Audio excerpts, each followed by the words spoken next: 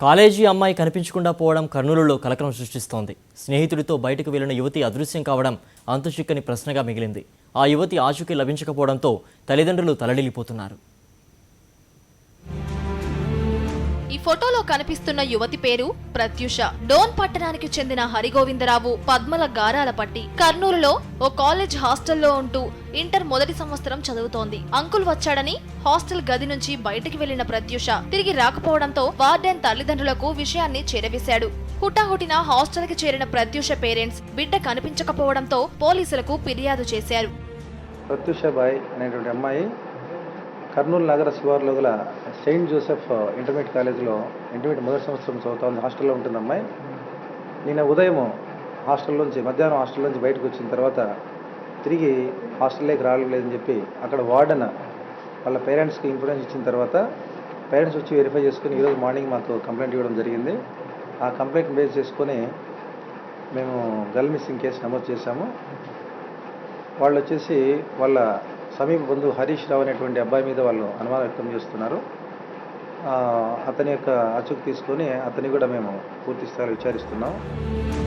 ప్రత్యూష తల్లిదండ్రులు ఇచ్చిన సమాచారంతో ఓ యువకుడిని అదుపులోకి తీసుకుని విచారిస్తున్నారు. బయటికి తీసుకెళ్లి మళ్లీ హాస్టల్లో ప్రత్యూషను వదిలివేసినట్లు యువకుడు చెబుతున్నాడని ప్రత్యూష బంధువులు చెబుతున్నారు.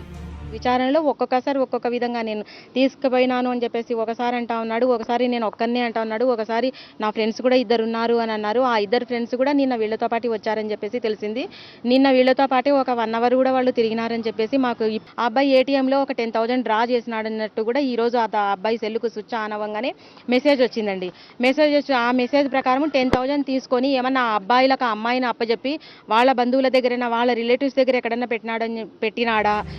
ప్రత్యూష ఆచూకీ లభించకపోవడంతో తల్లిదండ్రులు బిడ్డ జాడ కోసం కన్నీరు మున్నీరవుతున్నారు. ప్రత్యూషకు ఏమైనా ఆపద జరిగి ఉంటుందన్న భయంతో వణికిపోతున్నారు. కూతురు క్షేమంగా ఇంటికి తిరిగి రావాలని ప్రార్థిస్తున్నారు.